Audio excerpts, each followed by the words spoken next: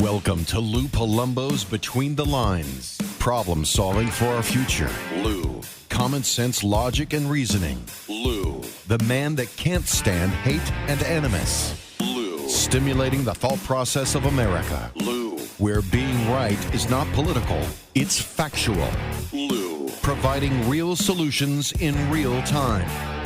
And now, here's your host, Lou Palumbo. I'm back. I was away for a little bit. Necessary obligation, financially tied.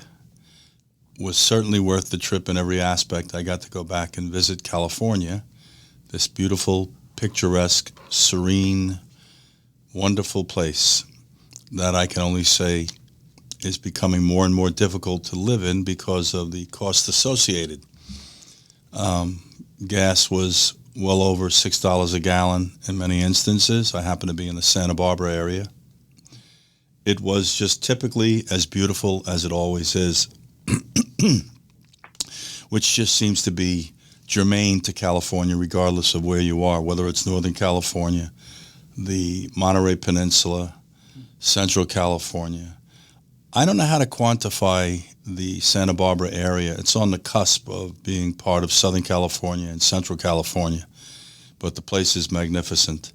If you continue through the state, as long as you're smart enough not to stop in LA, the journey is quite interesting. It is just raw beauty with nice people, very civilized, very hip people in a lot of ways also, kind of nature-esque in granola, just very grounded.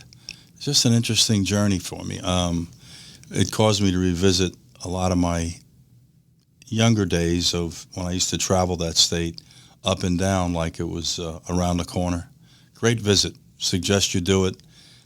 Don't know if I would suggest you try to move there because the state's mismanagement since about the mid-'90s is quite stark. In any case, to remind you all, we're involved in this broadcast because of concern for the country, which translates to concern for our children. I don't know what we're leaving our children, guys. I am just absolutely perplexed as to the level of irresponsibility and inappropriate rhetoric coming out of the mouth of big peoples. We're listening to big people do and say things we teach our children not to do. I don't know how. I'm just confounded. And I just want to know, why are we doing this? Are we intentionally attempting to destroy the greatest country in the history of civilization? I want to touch on the borders just for a moment so I can segue into Phantom Rescue. There isn't a day goes by where the borders now and the urgency at the borders are not being highlighted. One of the things they're mentioning is trafficking, sex trafficking. Fortunately, we have an organization known as Phantom Rescue. Its president is a gentleman, Tony Sparks, an attorney. Correction, Tony Sparks is not the attorney. Frank Smith is. Tony Sparks is a rather colorful individual, as I would put him or describe him, with a rather interesting background in special forces and intelligence and having worked for the government in a very positive capacity. They are in the process of, I would say, insinuating themselves into these various cases involving sex trafficking, and it's quite, commendable. I would really encourage you to delve into this organization, Phantom Rescue. Today we're going to have a Zoom caller, a gentleman by the name of Ivan, who happens to be in Kyiv, and I'm curious to hear from him, his account of what's going on there. So we'll be followed by another interview on Zoom by a gentleman, Tyson Johnson, who worked with Vicky White, the now deceased correction officer who facilitated the escape of Casey White. No relation prior to their marriage, I guess. And I'm sure this is going to shed some light and be quite interesting. I do want to thank our sponsors, Instacart, Buzzsprout. We're not hypocritical. We actually use them. Buzzsprout was part of this mechanism that we employed to get this podcast up and running. And Instacart is just something my kids don't mind using every chance they get because you can just go into any of these stores that you like to shop in and order commodities, and they deliver them to your door very efficiently. So in any event, We have set aside a special offer for you, which we can get into a little later in the show. But I want to go into our first Zoom with this gentleman, Ivan, as soon as he's prepared. And then from there, we'll move on to Tyson Johnson. And then we're going to probably have time to take at least a caller and hopefully an email. So just stand by, and we're going to be right back. Instacart, another interesting concept. You can go to your favorite grocery stores, sign on to their application without leaving your home, the comfort of your home. Just pick out the items you'd like. They'll assign a personal shopper for you and deliver them to the point that you would like them delivered to. Another great concept, very user-friendly, and I'll be honest, we use it also. It's very effective, and they're very, very good. They're very on point. All right, we're back, ladies and gentlemen, and as there's no secret, there's a persistent and ongoing issue over in the Ukraine, and we're going to have the opportunity to talk to a young man who happens to be there presently and can give us some insight as to what exactly the living conditions and other, I would say, environmental issues currently. How old are you? Can I ask, Ivan? How old are you, sir? 28. 28 years old. And so I gather you're born and educated in the Ukraine. Is that correct? Yeah, not in Kyiv. It's small town close to Kyiv, 100 kilometers from Kyiv. It's small town Chernihiv. Chernihiv was bombed a lot, if you want to ask me about it. But yeah, from my day of birth till 18 years old, I lived in Chernihiv. I used to live in Chernihiv.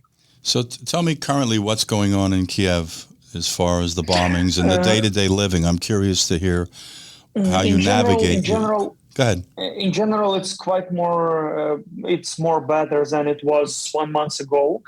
Sometimes you could see that we have to hide from this fire alerts. We have special application.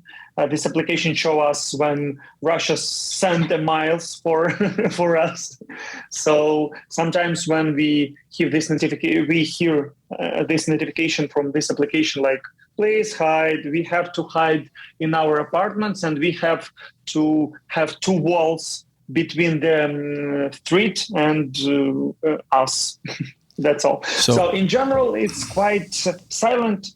No soldiers, Russian soldiers, everything is protected by our government. Sometimes Russia attacked us from the sky. So what do you do day to day there, Ivan? I mean, what's your day like there? You know, what do you do? How do you go about your day there? Before 21st of February, I had so tough routine, but it's horrible. Yeah, if you have this on the screen, this stuff. I try to change it. Is it glare?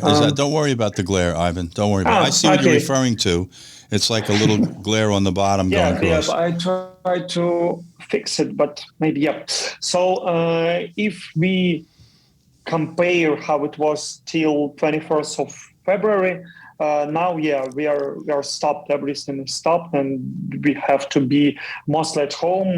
Most of the people lost their jobs. For example, my mom, my wife, me either. So me too. So we stayed at home. Sometimes we go to shops. A lot of cafe or something restaurants return to their regular routine. But if you hear this notification from this application that please hide from this missile, you have to hide. Interesting. That's all. So is the government offering support to citizens of the Ukraine and Kyiv in particular who have lost their jobs? Are they supporting you in any way? Yeah, first of all, I'm an official entrepreneur in Ukraine. So our government, in the beginning of the war, they sent me money so I could pay for taxes or something that I want to pay. I could pay. My government gave me, it's not so much money. It's close to $300. Close to $300. And a month, or is that a month or a week? What is that? Only once. Oh, one payment. One payment, yep. Yeah. So next to it, if you want to restore and repair your building, for example, your apartment. We have this special application. It's Dia. You have to take photos of your location. You have to fill in some papers, and our government would help you. I don't know. God bless, a lot of information about this situation, because my apartments and my family is safe and everything is fine. So I can't answer you correctly this question. Yeah. Do you have normal day-to-day interaction with other people in Kiev? You could, but you have to pre-arrange it. Yeah, it's not like you could drop in to somebody, but it's you don't know, maybe he's not, or he or she, this person's not at home. So yeah, you could meet. We have curfew in Kyiv. This curfew started from 10 p.m. curfew. Комендантский час. 10 p.m. from 10 p.m. till 5 a.m. It's curfew in Ukraine, so you can't move around, and you don't have to do it because you would be stopped by police or territorial defense or National Guard, and they could ask you, what are you doing here? They could check your documents and etc. So you have a very strong military and police presence in your streets on a daily basis, every block? Interesting. What are the people saying about the support that they're receiving from the United States and some of the other Western countries that are all NATO members? You know, at the beginning of everything, I don't know, I suppose that you didn't see it. A lot of stories, a lot of our citizens posted a lot of stories, Instagram stories about that NATO, please close the sky. But in general, we, as me, I understand that it wouldn't happen. It's not like something that NATO could close the different countries' skies, because we are not a member of NATO. So it wouldn't happen, and I realized it from the beginning. But after it, as for yesterday, it was a huge point, the huge day in Ukrainians' life that Biden signed in Land-Lease. Yep, Land-Lease for Ukraine. It happened yesterday. So as for Ukraine, it's like a victory day, the second victory day, because we are so happy that United States supports Ukrainian people, and different European country. Some of them do it more. For example, like Poland support us at all. Some of them are in stock or waiting for something. We are talking about Hungary because I don't know what's happening. In general, I understand that their president is so close with Vladimir Putin, but in general, thanks to European Union, thanks to the United States, I suppose that we will win this war. So I think it's safe to say that you would like to see the Ukraine become part of NATO. Is that how you feel, Ivan? I can't answer correctly on this question. I suppose that it's a good idea, but I'm not a politician, and maybe our president know more and know better answer on this question. But as for now, I suppose that the main idea of Ukraine is to show the whole world that we could protect our territory by ourselves. And if NATO is decided to invite us to their company, to the NATO, I suppose that Ukraine would approve it, like our president. But I'm a regular citizen of Ukraine, so I suppose that it's a good idea for protection, because we had a mad neighborhood sometimes. So it's a good idea, but I can't decide for my country. I think it's safe to say that the people of the Ukraine have a lot of admiration and support President Zelenskyy. Is that the sentiment there, that they believe he's doing a great job for them? I don't know how good you know Ukrainian history, that 3 years ago when Zelenskyy won the election in Ukraine, he was supported by 73% of Ukrainians. For the last 3 years, this support was changed. I suppose that less than 73% in Ukraine supported President Zelenskyy, but not so less. It's not like from 73 to 10%. It's maybe he. But Ivan, they do believe he's doing a good job for Ukraine. Do they feel that, the in people general, there? yeah. And as for if we are talking about now, I suppose that 95 or 99% of Ukrainians supports our president, because everything that he does now, it's correct, and everyone understand that we have to fight in this way, like our president offers. Let me ask you, are you aware of the amount of destruction that the Russians have caused in other parts of the Ukraine? Are you getting news there that informs you what they're doing in other cities? If I understand you correctly, you are asking me about this destruction in different cities, and Yes. have I seen it or not? Are you aware of it? Are the people in Kyiv, for example, aware of the bombings that have occurred in other cities in the Ukraine, what the Russians have done to some of your other cities? A lot of people, I suppose that all Ukrainians know about it. Not everybody have seen it. I suppose it depends where you are. If you're on the west part of Ukraine, I suppose that these people could see it in the news or in the Telegram channels, in messenger channels. But everything know what happens. Everything understand what happens, because first time it happened in 2014 with Donbas region, when Russia occupied Crimea and Lugansk and Donetsk Oblast, Ukrainian district. Now everybody understand everything. So I want you to hold right there for a second. We're going to come right back to you, Ivan, and I want to ask you about the news coverage in the Ukraine. We'll be right back, guys. Just stick with us. So let me tell you a little bit about Buzzsprout. Very interesting concept. Basically, it allows you to set up your own podcast.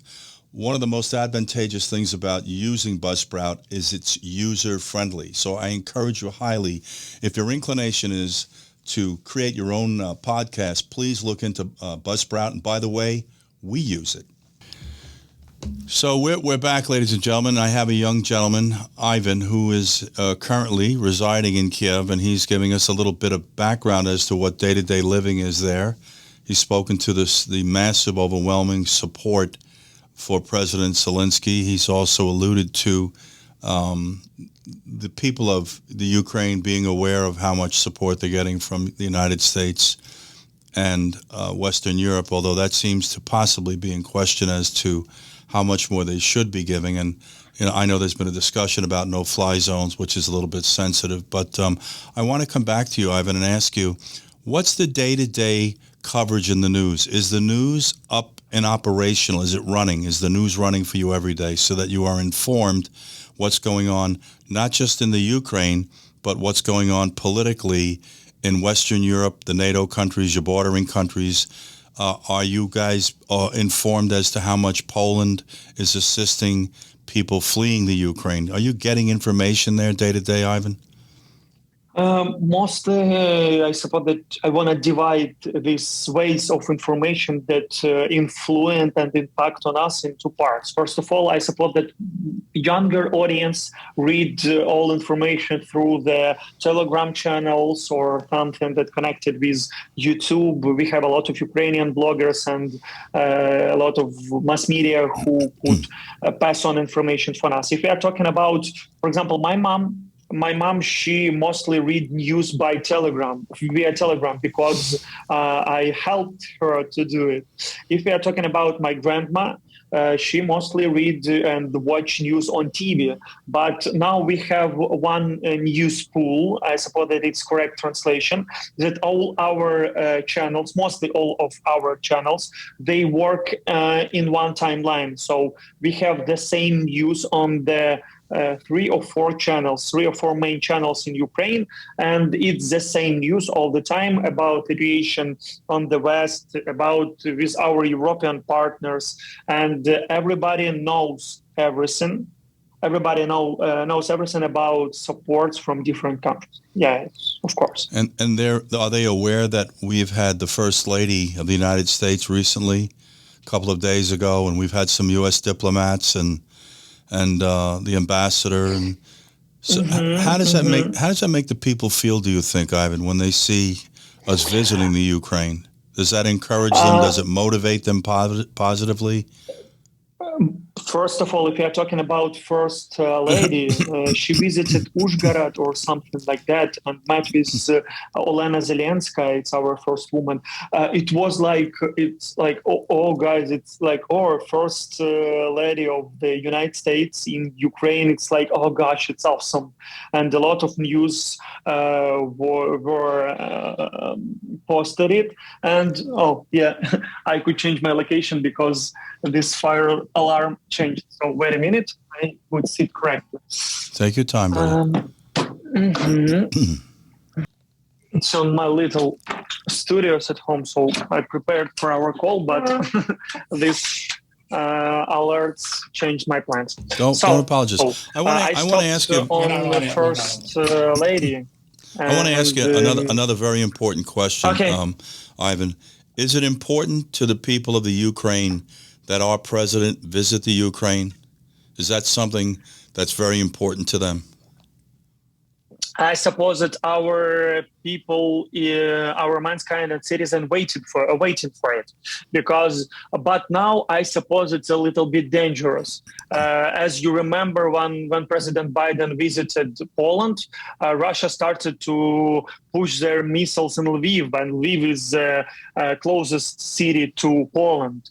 And I suppose that for President Biden, it's not a good time to visit Ukraine now.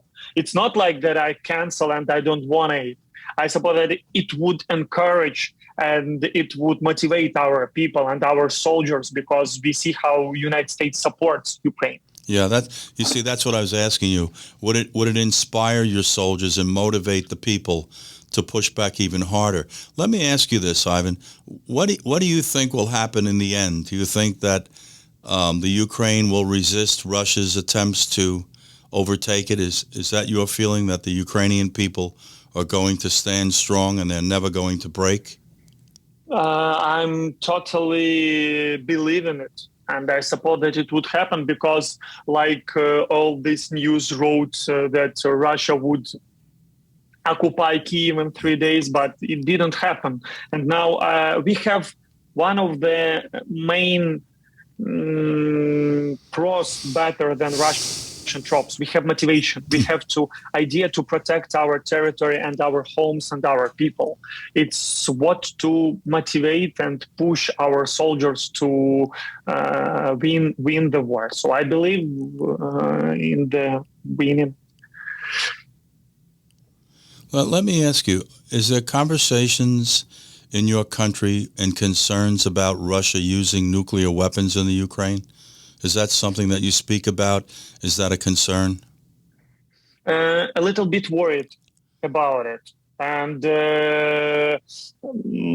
as I know, a lot of my members of my family were waited for it in the car, so they waited for it on the Victory Day that President Putin pushed this button and everybody would disappear in Ukraine. But it's one of the topic for discussion for our citizens, and as regular people and similar people, a lot of us are afraid of this situation.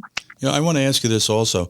Have you witnessed or have you seen a lot of the support that the United States has given? Have you witnessed any of it? Have you seen it yourself? Like myself? Yeah, you personally.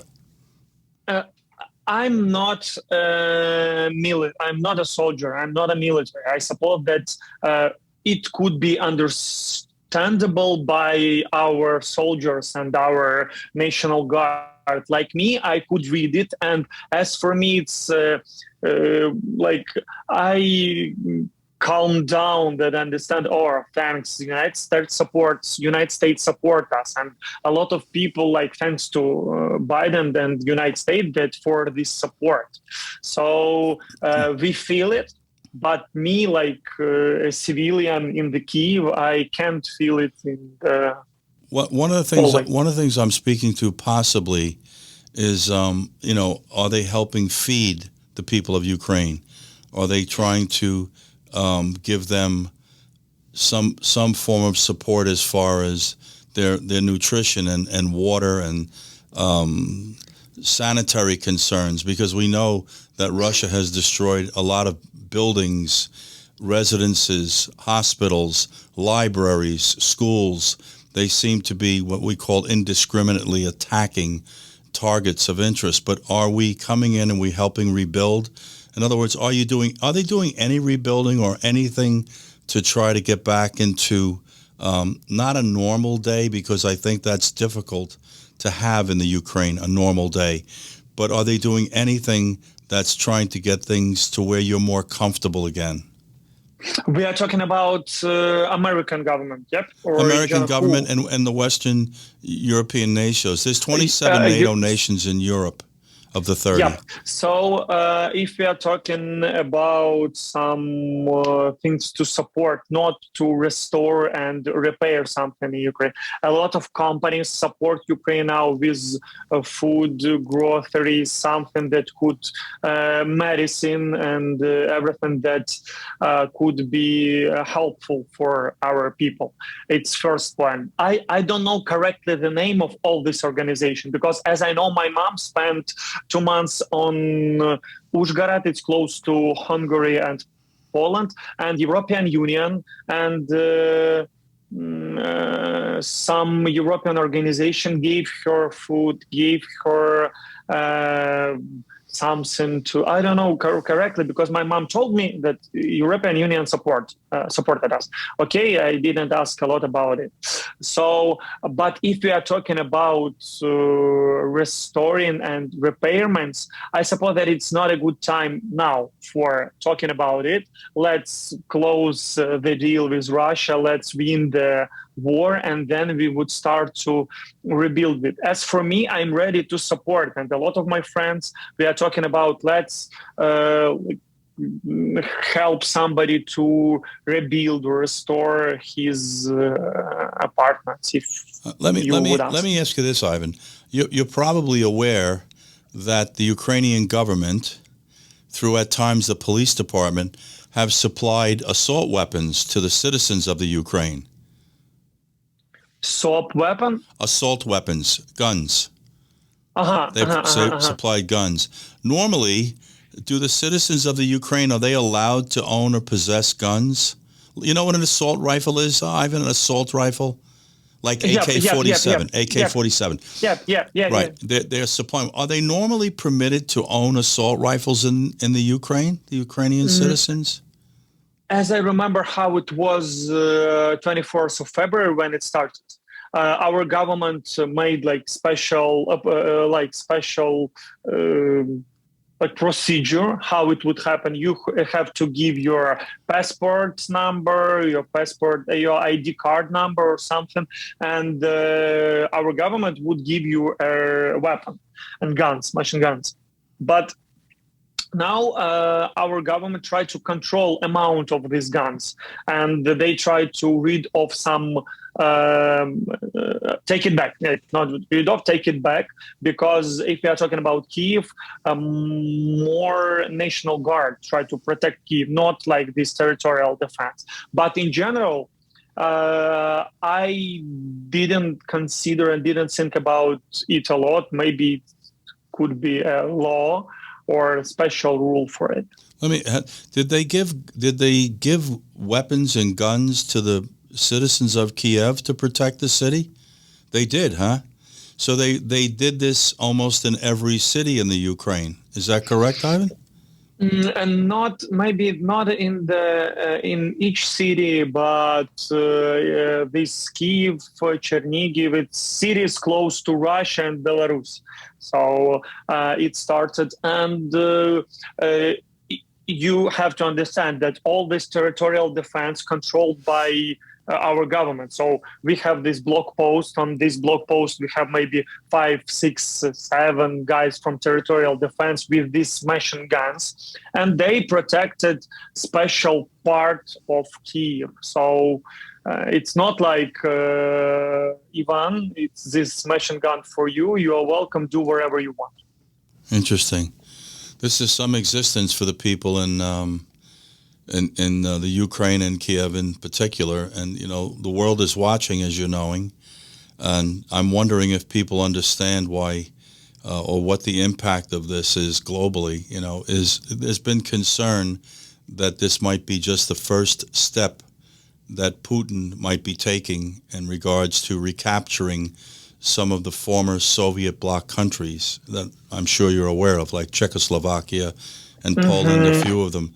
I'm sure there's a concern there.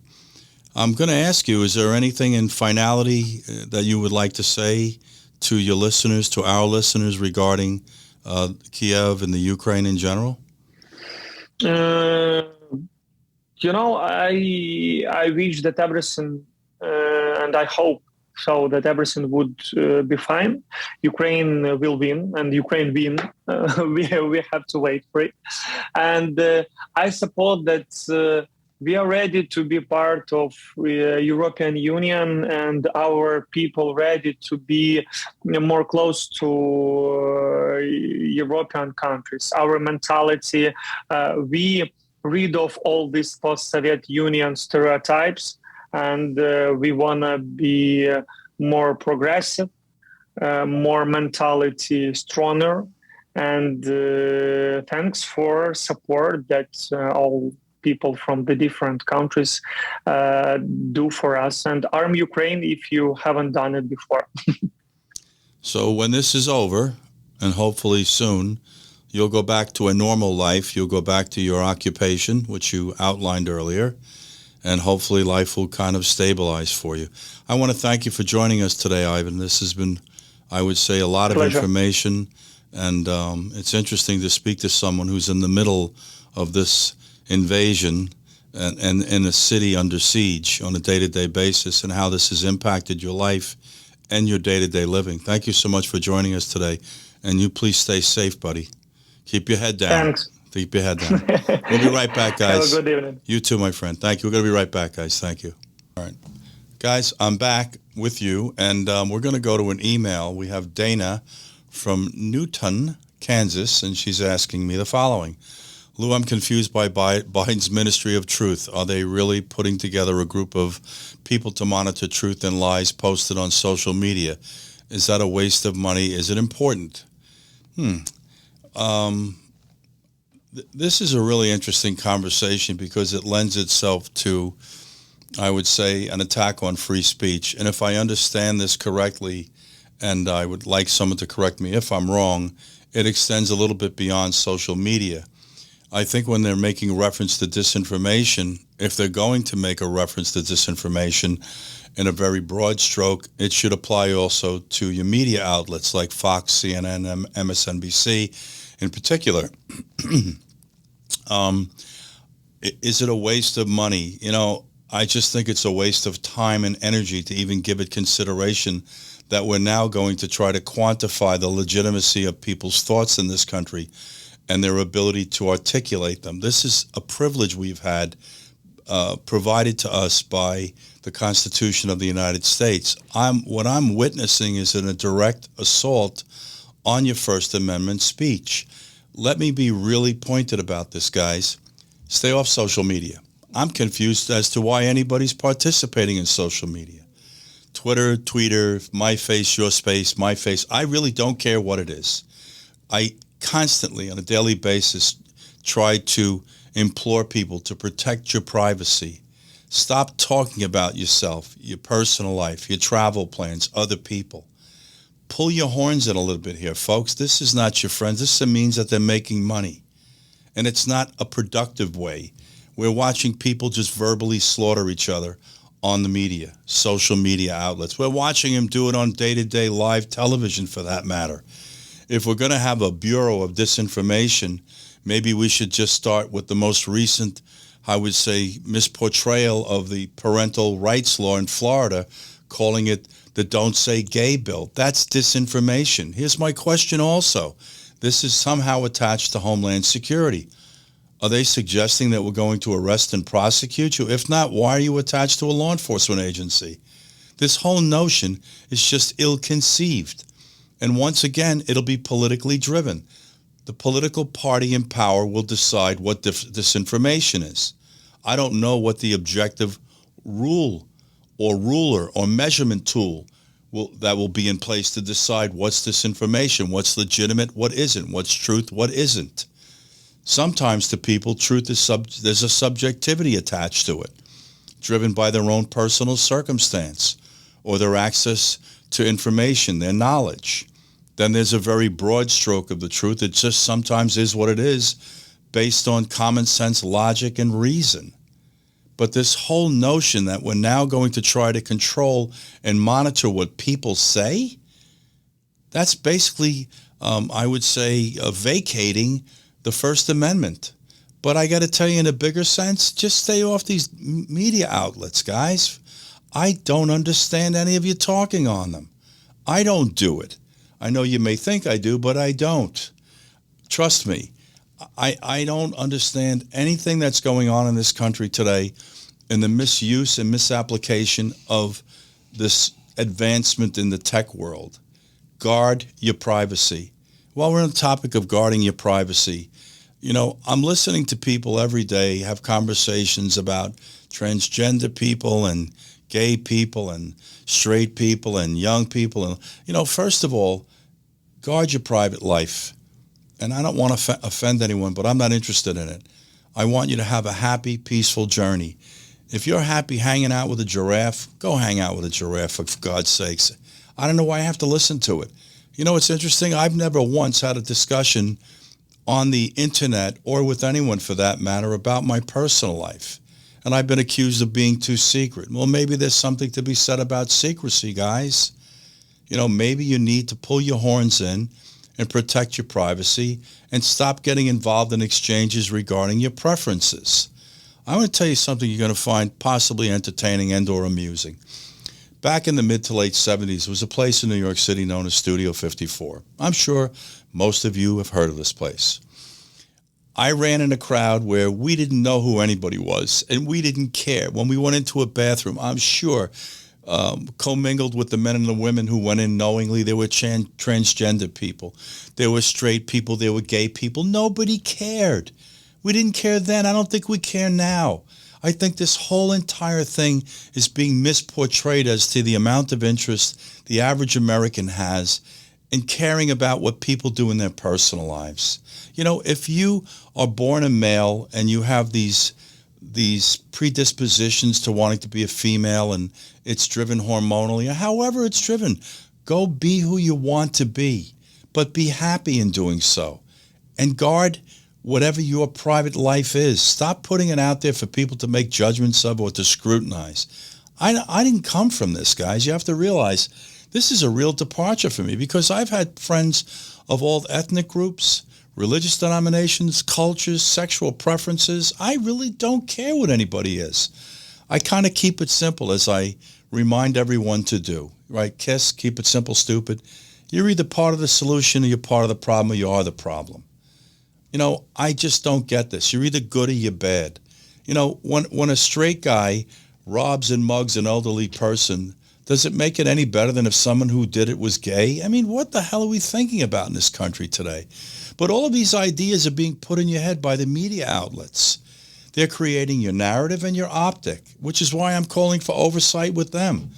My big question is, diverting back to disinformation, is that going to apply to your media outlets when they knowingly misrepresent the truth to you to skew your thinking? You know, everything is driven by a political agenda. We're now courting the current White House press secretary, who is extremely liberal, no problem, I respect that, to come on to MSNBC. So what does that tell you about MSNBC's agenda? That they want to drive it in a liberal direction. Okay, that's fine. But that's not what the media outlets are supposed to do. They're supposed to be unbiased, factual information provided to you to give you food for thought. Not tell you how to think, not tell you their opinions. Because I'm not interested in their opinions either. Knuckleheads like myself, I've done so many interviews with our media outlets, I lost track of them, and I don't want to do them anymore because I'll tell you straight up, they're not properly invested. It's almost like the flavor of the day, the topic of the day. And if something, I would say outshines it the next day based on the level of catastrophe, it overtakes it. If you recall, guys, prior to the invasion of the Ukraine, we were just lambasted every day about the borders and the crime in the cities and the this and the that. Suddenly it went away for like 4 or 6 weeks. We didn't hear anything about these other topics that, not that they're more important, but they are, because these topics regarding your border and the mismanagement of the border are on the cusp of treason. When you knowingly engage in a practice that puts the security of this nation at risk or in threat, that's a treasonous act. Someone has to explain to me what this exercise is going on at the border. That's what you should be talking about every day. Not that the Ukraine isn't important. It is important. But the condition of our major cities, where we're living immediately, to me, is more important. That doesn't mean we can't multitask, by the way, and help the Ukraine and help ourselves. We seem to be more inclined and more adept at helping the Ukraine than we are our own people, especially in addressing tyranny and a foreign invader. I mean, these topics I go into, they just go off onto tangents, but they all intersect because they translate to the health of this country and ultimately the future of our children. I don't know what in God's name we're thinking about today. In any event, I think we have another email, a young lady, Marcel from Stewart, Minnesota. How much influence on voters will President Trump's endorsements play in the voting decisions in the upcoming primaries? Well, if you listen to Mr. Trump, President Trump, apparently there were about 33 seats that were up for endorsement, and each and every one that he gave endorsement to won their primary. So I suspect that he has a lot of influence. But I do want to say one thing to you, and this is partially my opinion and partially truth-driven. There's no question that Donald Trump did a lot of good things for this country during his administration, and the other truth attached to it, it was overshadowed by his lack of demeanor. He chose to insult everybody on the planet, including the Pope, just to remind everyone, and it came back to bite him. It came back to bite all of us. Interesting conversation that people are holding him accountable for this political administration. But I will say this to you, we needed this political administration to understand how damaged the Democratic Party is. They are damaged. They admit it. These are not my opinions. This is their own statements. I can tell you, I've listened and witnessed many interviews coming out of this White House and listening to, I would say, the conflict and agenda from within their own party, and they've got a problem. And as I remind everyone, we need a healthy Democratic Party. It's part of the balancing system. One party cannot be in power ad infinitum and affect or influence how we live day to day. You need a kind of system of checks and balances similar to the ones that exist in our federal government, the three branches of government. But as far as the power of Donald Trump, people can sit there and lie about this all they want. If you look at the condition of the country in the past 15 months, it's disconcerting. The borders are in trouble. Our major cities are in trouble and have been in trouble prior to that. Our economy is in grave trouble. The inflation rate is brutally high. The cost of gasoline, commodities across the board dramatically increased. This impacts your disposable income, which is going to impact or have a ripple effect into other industries such as restaurants and movie theaters and air travel and hotels and so on and so forth. These are interesting conversations we're having today, but the thing that alarms me the most, there doesn't seem to be a consensus of people prepared to speak to how to fix these problems. There's a way to fix the problems in our major cities, contrary to what you might like to believe or want to believe. There's a way to fix the border. The border was actually in much better shape prior to Biden's administration than people would like to admit. And this cannot be a free-for-all swimming across the Rio Grande River into Texas. I mean, guys, this just is what it is. I can't stress the importance of the problems going on at our border, and in particular in our major cities. And I know the number one topic is the economy, because it's money. When you want to get somebody's attention, put your hand in their pocket. Guys, I'm going to have to close for today. I thank you for joining me. I hope you found this interesting and thought-provoking. I'm trying to give you food for thought. I do not want you to accept anything that I say as being the law or dogma. Go out and do your own research. You'll find out that a lot of the information I'm providing you is spot on and not opinion-driven. I do have my own opinions, but when I do have my opinions, they're driven in a positive problem-solving capacity. Guys, thank you, and we look forward to having you listen to us next week again. And by the way, I think you can hear this podcast again on Saturday on 600 AM or 101.1 FM. It's WBOB. You'll be able to listen to a resend of this podcast. Thank you, guys.